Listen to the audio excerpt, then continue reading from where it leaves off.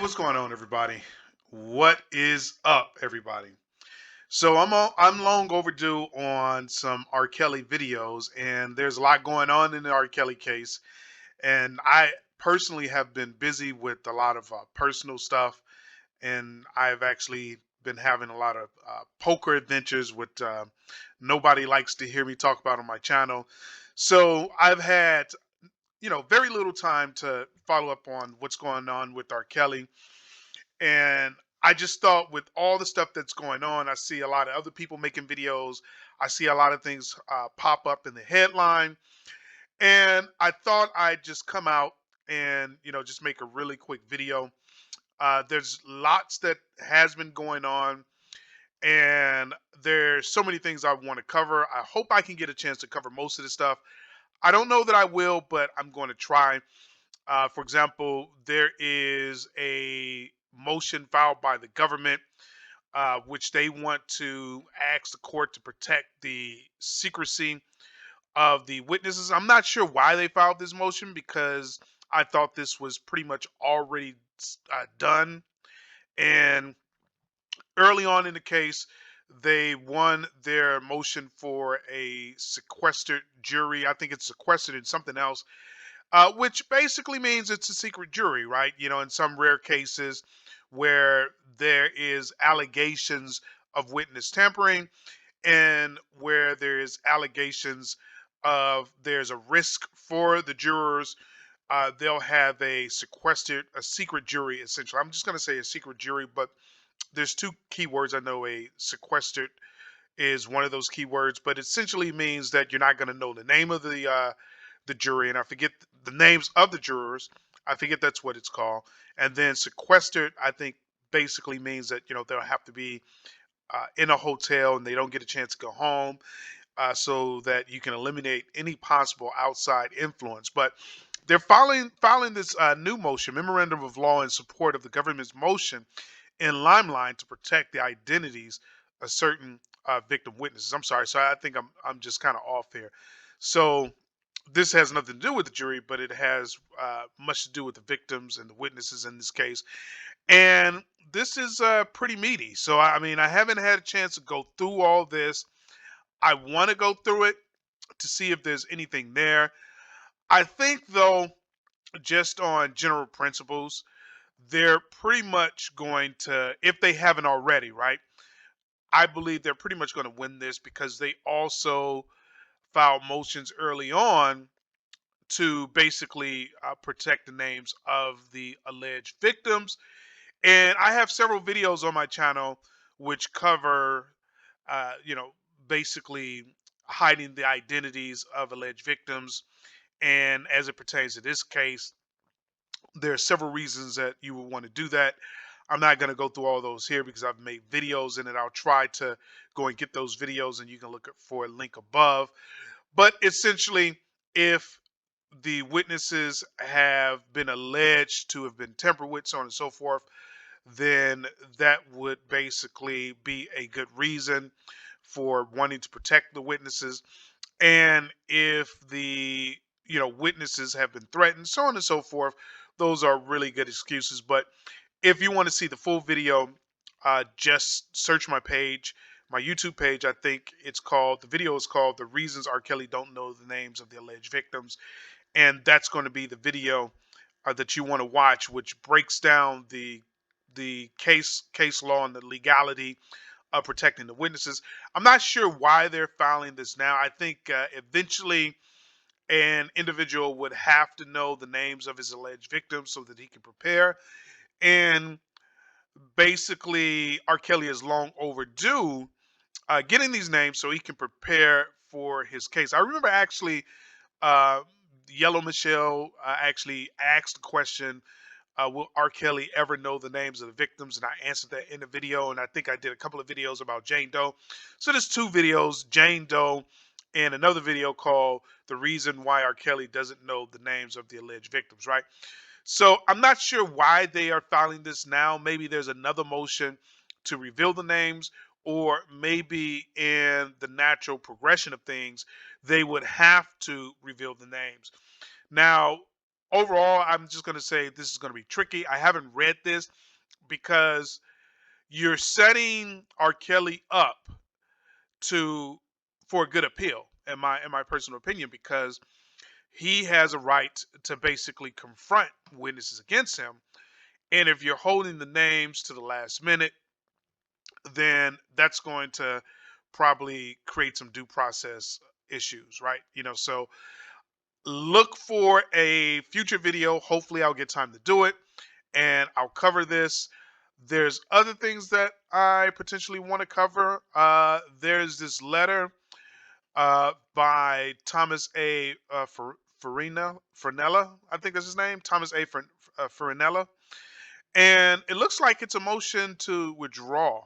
Right? It's a letter to withdraw. Dear Judge Donnelly, this firm, as well as the Blank Law Firm, represents Art Robert S. Kelly. We respectfully submit this motion in accordance with the local rule 1.1. I'm not sure what local rule 1.1 is, which incorporates by federal local civil rule 1.4 regarding withdrawal or displacement of attorney of record. That rule in turn provides that such a motion may be granted only upon showing that an affidavit or otherwise satisfactory reason for withdrawal or displacement and the posture of the case, including its position, if any, on the calendar. Mr. Kelly has terminated retained counsel Stephen Greenberg, Michael Lennard, on June 9th, 2021. Mr. Kelly appeared before the court and stated that on the record he wants to proceed with the undersigned and has terminated Mr. Greenberg and Mr. Lennard. According to Mr. Kelly's decision will not affect the trial date and the deadlines currently scheduled. The Sixth Amendment of the United States Constitution guarantees Mr. Kelly's right to counsel of his choice. The Supreme Court has held that the right to counsel of one's choice has never been derived from the Sixth Amendment's purpose of ensuing a fair trial. It has been regarded as the root meaning of constitutional guarantee. United States versus Gonzalez Lopez, right? For the foregoing reasons, Mr. Kelly respectfully submits that this court relieve Mr. Greenberg and Mr. Lennard as attorneys of record in this case. So everyone knows Steve Greenberg is no longer on the case, and Michael Lennard or Mr. Lennard is no longer on the case, right? So it looks like this is just a old motion that I never covered. And I think I actually made videos on that, what I think of Steve Greenberg's withdrawal from the case or something of that nature. And in that video, I really didn't talk about anything. I really didn't go into Greenberg himself or Mr. Lennard. I basically said that I think that a lot of times we as litigants or as defendants or even we as basically the person filing this case, we go into these things and we hand over everything to a total stranger and we ask that total stranger to act in our best interest, right? And I think that that's just a horrible idea. And what we should be doing is that we should basically represent ourselves and then we hire attorneys to help us with the case. And you might be thinking, what's the difference? You still have an attorney. Well, there's a huge difference, and I'm not going to go into all that in this video. You'll have to watch my other video, but I'll just sum it up for you. In one situation, you're basically a king and you're getting counsel and you're directing your resources accordingly. And then in another situation, you're basically a child and you're allowing others to make decisions for you.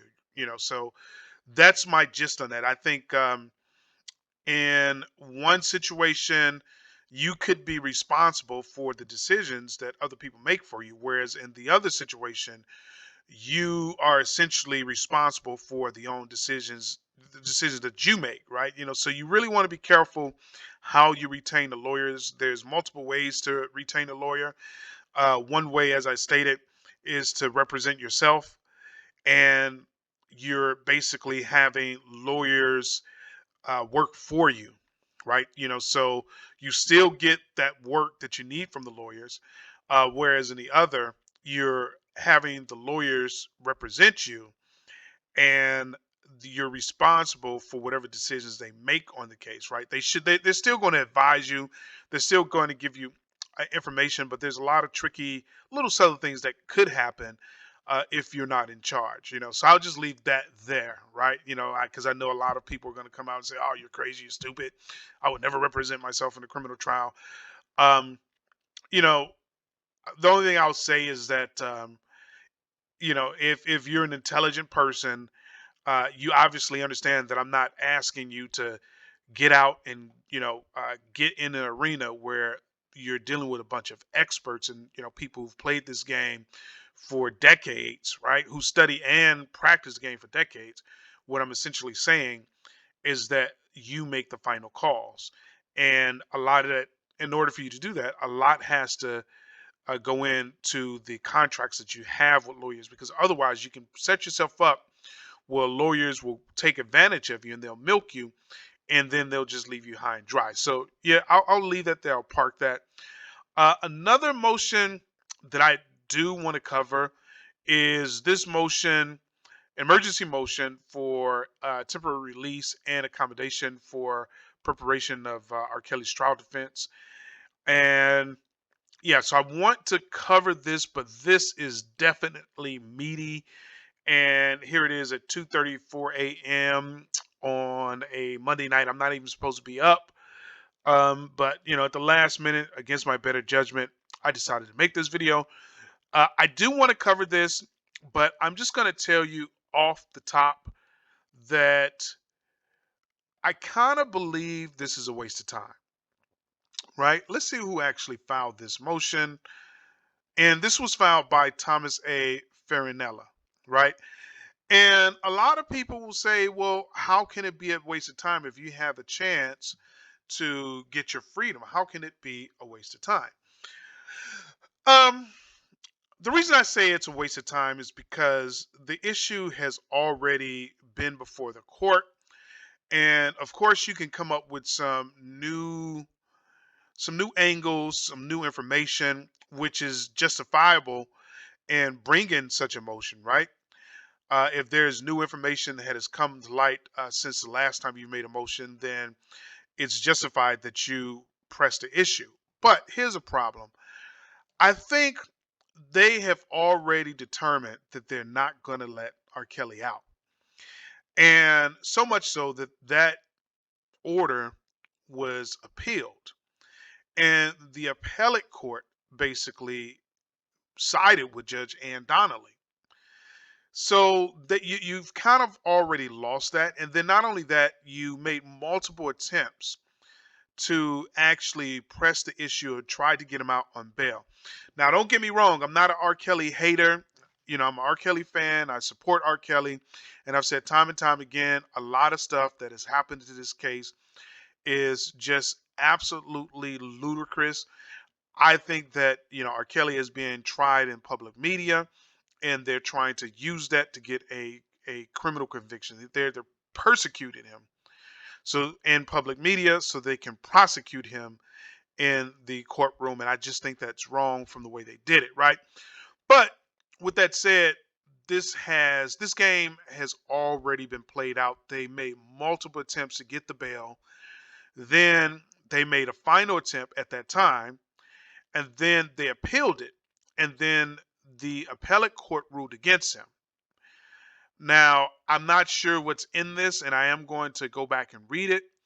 But I just say it's a waste of time because Judge Ann Donnelly can easily deny this, and you wouldn't even have the chance to appeal it, right? The only exception is if you're trying to create or make the case for an appeal and you cite something in this motion that basically is going to guarantee you an appeal, right? There's a set of conditions that require R. Kelly to be out. And by that being denied, you set everything up for an appeal. Then, maybe this is a good motion, if not to get him out, but to make sure you reserve the issue for appeal. Because if you don't make this motion, because of some things that have changed in the 12th hour, if you don't make this motion, then you're going to lose that issue on appeal. That's the only way I can see that this makes sense. And there's another thing that I want to cover, and R. Kelly has filed a crucio hearing. This is an Italian word, and I have had challenges trying to pronounce it, but I'm pretty sure even though it's Italian, there's an English pronunciation, but I think it's crucio, or something like that, right? And it's a crucio hearing, but I'm just going to say crucio hearing, and it has something to do with getting the last chance for justice or something along those lines. I do want to cover that topic as well. Hopefully, I'll get a chance to cover it. And then the other thing I want to cover is I want to do a legal analysis on the New York charges against R. Kelly. I've never done that. I've done a legal analysis on the Chicago indictment, but I've never done one on the New York indictment. So hopefully I'll get a chance to put that together before, what is it, August 9th, right? But that's pretty much it. Oh, there's one more thing. So apparently R. Kelly has a new attorney, and here's his new attorney. Let's go ahead and meet him, and let's hear what he has to say. My name is Rkelly. I'm a partner, founding partner of the firm Aiello and Canick. I've been practicing law now since 1984. From 84 to 1991, I prosecuted cases for the Bronx County District Attorney's Office. My area of specialty there was homicide cases. I tried over 30 homicide cases while as an assistant district attorney and really mastered the craft of trying a case. I'm known now as a trial lawyer. I try cases across the country. I basically have tried cases of every ilk. Other law firms have hired me to try their complex litigation, be it civil or criminal. I've tried the first case that New York City had after New York State reinstituted the death penalty. I've tried cases of that nature all the way down to DWI.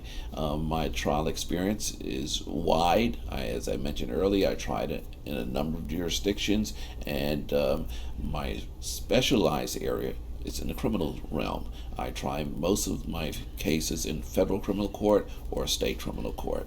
However, as I mentioned before, we do a substantial amount of excessive force cases, police brutality cases, false arrest cases, and I try them as well in both venues, federal or state. I pride myself on being a very competent and capable litigator. Should you ever need or desire our services, do not hesitate to contact me at Aiello and Canick. You have all of our contact information, and we wait here and we stand ready to service you. So there you go. You just heard R. Kelly's lawyer, uh, Devereaux Cannix. I think that's how you pronounce his name. He obviously, if everything he says is true, he has tons of experience. Uh, I'm not sure what to think of this guy, and the reason is that I briefly took a search on this guy, and I tried to figure out his track record. And I wasn't able to figure out a track record. So I don't know if there's a website that you can go to that keeps track of a lawyer's major wins and losses. But such a website would be a really good thing, right? So then you'd be able to know how successful each attorney is. I have a few mixed feelings about this guy.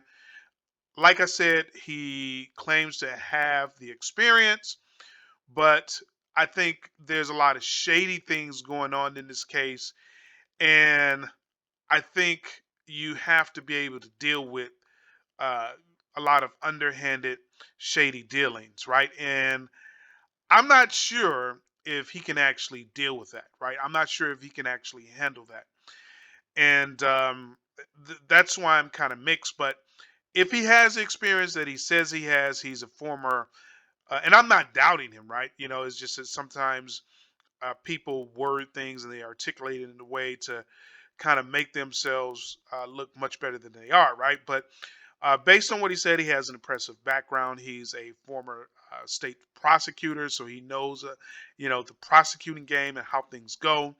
So I don't know. I mean, I have high hopes, but let's see. Let me know what you think. Do you think he's a competent attorney?